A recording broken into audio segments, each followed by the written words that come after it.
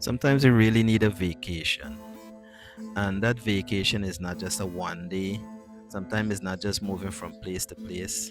Sometimes it's you just going the distance and making the extra journey, making the extra effort to do what you have to do to get to that place what we call peace. I mean, we are in Georgetown and we have lots of hustle and bustle and all of these things that is happening to us. And just for us to get away sometimes to just have that little inner peace, inner serenity, decompression, steam off, cool off, regardless of whatever you want to call it, is for you to just have that time that you can have for yourself to recuperate. So join me for a trip to Mahdia Region 8. All right, so the journey actually started on the East Coast, but what happened is that because I was driving, I actually every stop we made, I would do some drone footage of it. All right, so I actually started my drone footage in Linden, and here what we're seeing now is 58 miles, and it's not what it is looking like right now because this video was done a couple of months ago, but now it's actually asphalt road, and this is what 58 miles village look like. It's beautiful, beautiful. You have to see it with your own eyes to have that understanding of the nature and the environment that is around you. All right, so you know I was in oohs and ahs in terms of the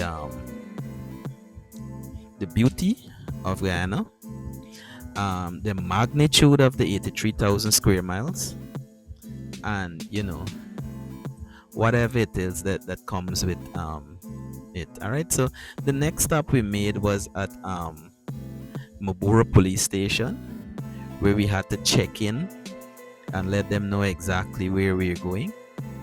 Of course, if we were going to let them, we definitely would have gone straight ahead or just let them know that we're going to let them, and we would have checked into the let them part. But since we're going to Mahdia, we're checking in at the Mahdia part. So here's Mabura police station, Mabura Hill as they call it, and we're checking in at the Mabura police station. So when I finished checking in, I had some time to do some drone footage and to just give you an understanding of what Mabura Hill looks like. Because lots of time when people think about the interior location, they think about sheer bush and jaguar and snakes. And I mean, fair enough, they have all of that there. All right. But they also have human livelihood around. All right. And it's rare you find these sightings of these dangerous animals. I mean, they do exist, but it's rare you find any fatalities when it comes to it. All right. So after leaving Mabura, we head through the trail, which is about 4 to 5 minutes to the Essequibo River. What we're seeing here is the mighty Essequibo River. We see some mountains in the background. So where I'm standing right now is region 10, and just across the river there is region 8. All right, region 8 is very mountainous, and it's far different from the hills that we see in region 10. All right, so we, along with some other persons, come to join the pontoon to head across the river, the McDC pontoon to head across the river. And lo and behold, these are some of the persons that I work with in region 8. Troy the driver, and then we have Lloyd, we have Lorenzo, and I cannot remember the other guy name. So we were parked just behind the ambulance in the bus, and we were just waiting on the pontoon and catching up on old times and blah blah blah blah blah. All right, so another minibus come up, and I think if I could remember right, they were some church folks, and they were heading across to Mahdia for the first time. And yeah, so the mighty Essequibo River, most of the persons, they see it, and when they see Essequibo River, they see it at the mouth, which is in region 3. But I've flown over the Essequibo River, and I've seen so many islands in the Essequibo. I've seen parts of it that looks extremely dry that you can walk across, especially when you're going to Kurpukari. It looks when the water is low, you see it looks as though that you as if you can walk across. All right. So after heading across, and then we check in at Mango Landing, which is just across the Essequibo River. We head to the junction, which is about 1 hour out of Mahdia. And if you recognize every area that we stop, there are people living there. All right. And not just one person you're seeing communities of people living there, fully established place. I mean, it's not a smart city, but they have the basic necessities there. They have the light, they have running potable water, not just creeks alone. All right. So after leaving the junction, we end up in Mahdia. It wasn't nighttime, but because of the long journey, what I ended up doing, I went and I took a little rest, and then I came out in the night. All right. So this was during the 1st of August, and they had a little celebration. So my friends, they were practicing the I think it's the Brazilian capoeira. I mean, I didn't even know that Guyanese practiced that, but they were there practicing, and I was just taking some drone shots of them practicing and doing their dances and so, all right, because they had their music playing as well. All right. So the thing about it is that I actually took a nighttime footage of Mahdia, because like I said, when people think about Mahdia and Region 8 and all these things, all they think about is bare bush and tiger and all the wildlife that is there. All right. So I took a drone shot of downtown Mahdia, and the only difference from Georgetown is that they're in different places. All right. Because Mahdia is a town as well. And if we look at the area, we can see it's illuminated. We can see it thriving. We can see lots of vehicles around. We can see lots of activities. We can see hotels, gas station. Um, from ground level, when you walk, you see there are also uh, casinos there. There are places that we can play the slot machines and all of these things. All right, so it's not just a bushy area. Doing this video, I just hope that someday somebody might see this video, or it might become so recognized that people see it for what it is rather than for what they perceive it to be. All right, so what we're flying over there is the Mahdia Regional Hospital, and it's not a large complex, but it is a complex. And then we head back to the oval. We see the police station there, the lots of government buildings, the post office, the REO's quarters, the Department of Education, and the Regional Democratic Office, the guest house where we stayed. May what's the name of that thing? Geology and Mines, um, Lands and Survey, and there's also an insurance company there. All right, so heading back there, we enjoy the capoeira dance, or the capoeira acrobat, and then after that, um, I really wanted to capture every piece of the capoeira for my two friends, Emmanuel and his brother Andrew. All right, because I think they will be performing the following night. The capoeira. I also did two songs, because Emmanuel, the guy in the long white pants, he had asked me to perform two songs, and that is what I did. I think it was Lift Mama High and Ja We Need Your Help. You could check those out on YouTube. All right. So, after that, we continue to lime on the road with my friends, me, Fire Lion, Andrew, Emmanuel, of course. And, we lime a bit when it was a bit too late for us. I think we're going roughly about, but after one or something thereabout. And after going in, I think the following day, we wanted to take a trip to what's the name of the place? We wanted to take a trip to the Garaway Stream, which is a suspended bridge over the Potaro River. And those were our plans. We had a few plans, and in so decompressing from the Georgetown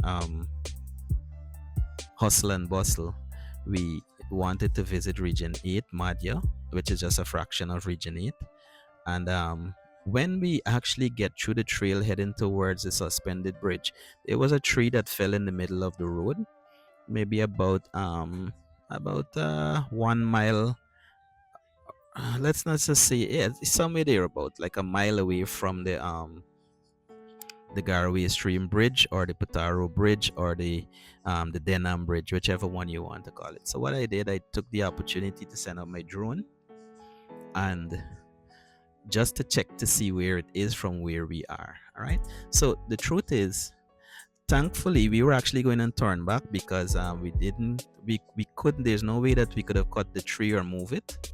So there's the bridge there. So we couldn't move the tree or cut it. So we were going to turn back. So thankfully, there was another brother that came in the opposite direction, and he was getting a little cell phone service. So he made a call, and there was this indigenous guy. He came with the chainsaw, and he actually removed it. If you check on Philip Odwin page, or old Odwin page, because he was right there. There are clips of me chopping the log, helping to chop the log, and yeah, we of course, teamwork. After we made it, we end up passing the place. We moved the logs off of the road. There were some videos of me just helping to move the logs off of the road. All right.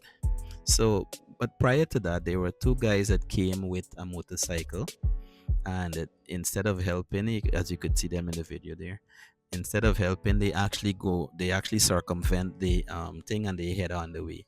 And you know what? The funny thing about it, they had a small chainsaw with them. All right, so just with a little patience, we just had to wait until the people come and just move the road. But later I learned that these were the persons that were responsible for maintaining the road in terms of any tree that has fallen. All right, so eventually we made it to the bridge, and in so doing, I took some drone footage. I ended up gaffing with a guy. I cannot remember his name, but he's a diesel mechanic, and he actually gave me some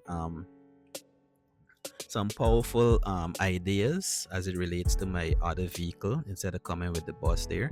So the three of us were standing there gaffing, me, Philip, and I cannot remember the guy name, but he remembered my name the last time I was back there. He saw me, called me out by name, and so, all right.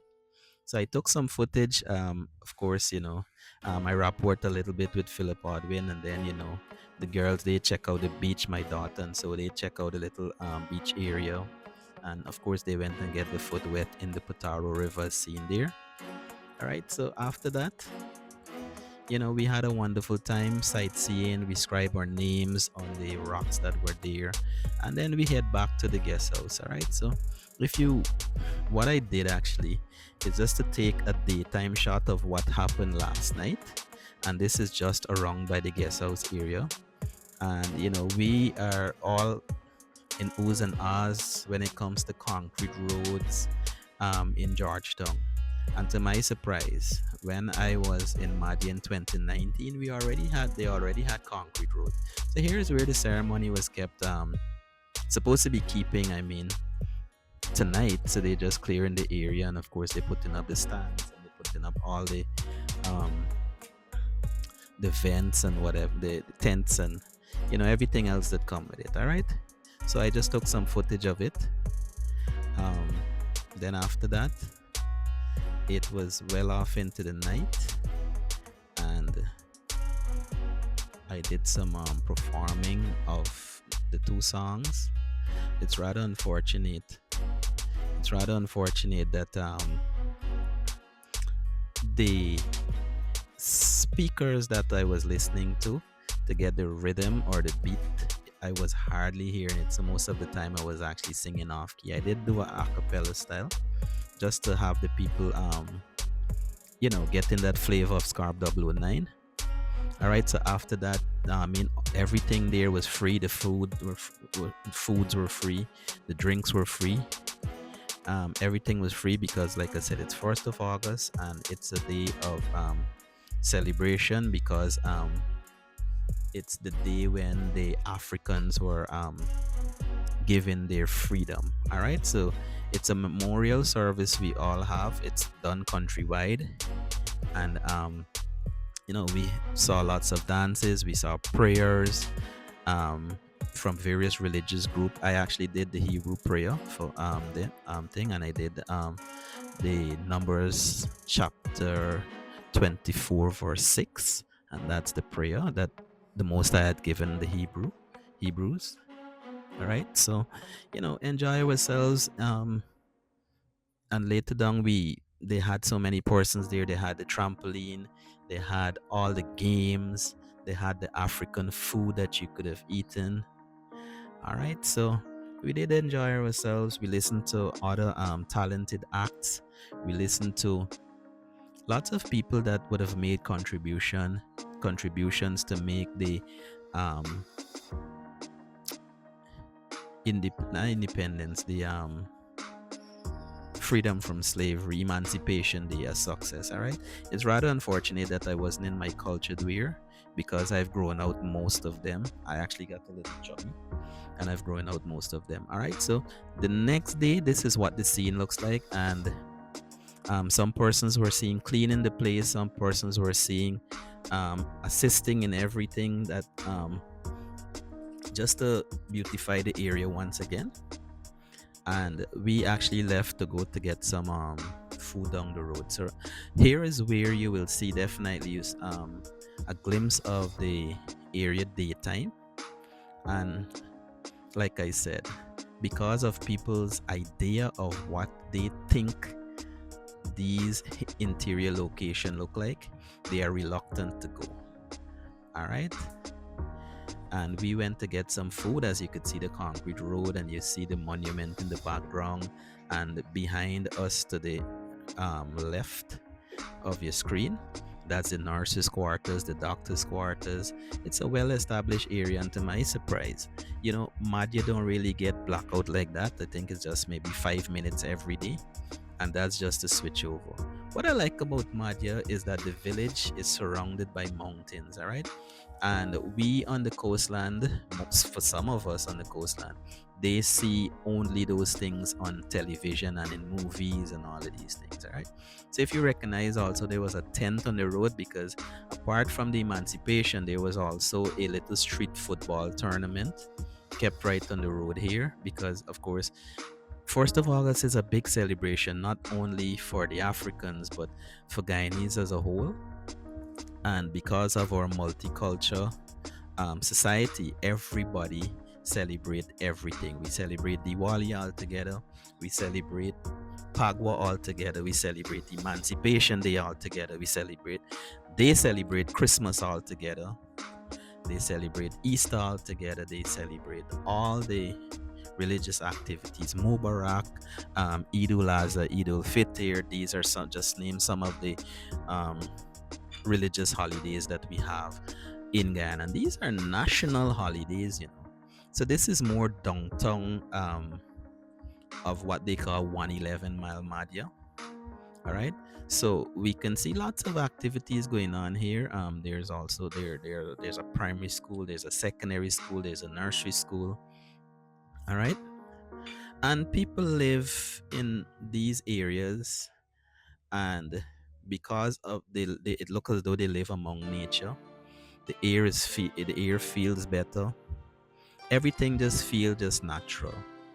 All right, so we can't complain about let us say you have all of these issues going on in Georgetown. Take some time for yourself and visit one of these areas.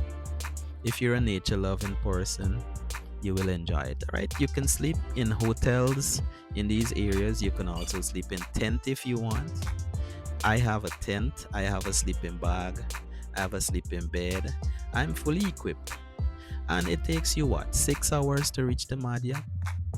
6 hours, and that is not a long time. We lie down on our phones all day, more than 6 hours. We can spend that 6 hours traveling, and it's inexpensive. It's not that expensive for you to travel around Guyana. Some people believe it is, but the funny thing about it, when you move out of Georgetown, people don't look at you to say what you have on and what you don't have and what you have. You can sleep in your tent, you can sleep wherever you want.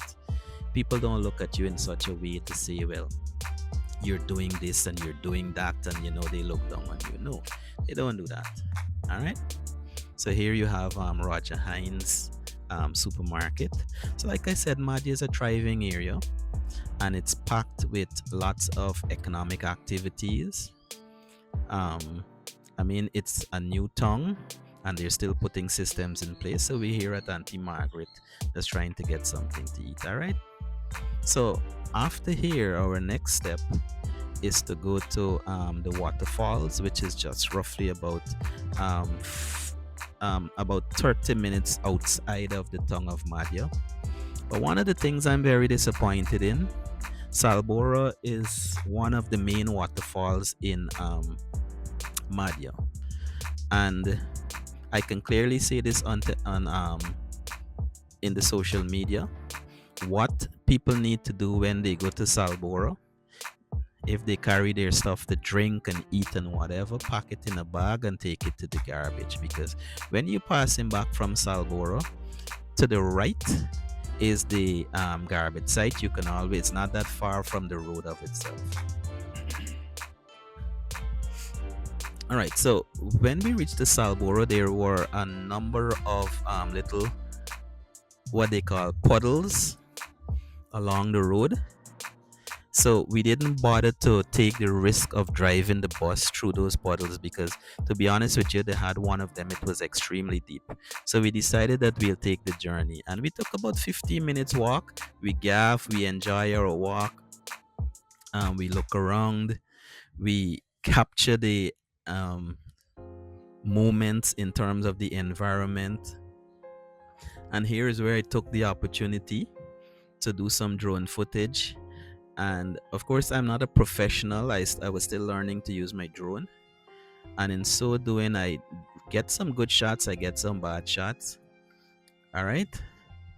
But I did get some shots, and I just wanted to share these moments with the general public. All right. So, in so walking, I don't know, we see the road is dry, but we had some puddles that we had to walk around. I see my daughter there trying to get some service. All right. So even though the place was dry, as I said, they had some puddles there, and some of them were extremely deep. If we had only gotten into that thing with the vehicle, we would have gotten stuck because it's rear wheel drive. It doesn't have 4-wheel drive on it. All right. So walking barefoot. All of us actually walked barefoot, so we really didn't have the time to say, like I said, to be Georgetown eyes, if we could put it that way. We walked there, and we walk barefoot because we know the journey is a little steep. And talking about steep, we had to go through some mud patches, and not only mud patches, we also had to go through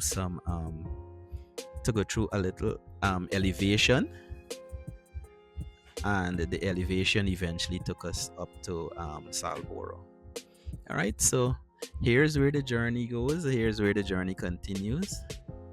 All right, so it's memorable, it's remarkable. All right, so I mean, lots of people, when they see this place and they walk in and you walk in, and it seems as though like it's an endless road. You may think to yourself, oh, we're not reaching, this place is too far, perhaps we should turn back. But like I said, once you're a nature loving person, you really don't look at those things. You just love the excitement, the anticipation, the journey, everything in one. All right, so my friend Junior and his daughter Pinky, and they also brought their dog. I cannot remember the dog's name, but this was the first pit bull that I was not afraid of. And we see Marcy and Princess and my daughter. All right, so the journey continues, and we had to circumvent that puddle there. It was really deep and slushy, and we made it through. And after that, we had to cross a little creek. It's not that deep, it was actually shallow because the place was drying out a little. All right, so after that, they had some thick bushes that I really couldn't fly my drone through. So I actually cut my drone shots a little off. I know they have some persons can fly the drones with precision and they can maneuver it through any obstacle or any area. All right, but I'm not that perfect at flying my drone as yet. I'm still not perfect even up to today. But you know, I'm getting there. So after we did that, passing through the creek, we started up the elevation as can be seen here, and we there's another creek to the at a little plateau, and then we had to go up a little more steep hill, holding on some trees to getting up to Salboro. Finally gotten up to Salboro, and like I said, if you're a nature loving person, you will really enjoy the serenity of what you're seeing here. All right, the rocks, the waterfalls. There's something called a scrubbing board waterfalls. All right, so my curiosity get the best of me, and I really wanted to see where we are in terms of position on the from the road. I know it's a long journey in, and my friend and I, we were actually looking up to see where we can fly the drone up into past the trees, because there were some tall trees around there, right? So here is where the what the place looks like from an aerial view. This is where everybody swims, and the water comes from the top and heads straight down there. All right. I mean, I took the time not to take the pictures of the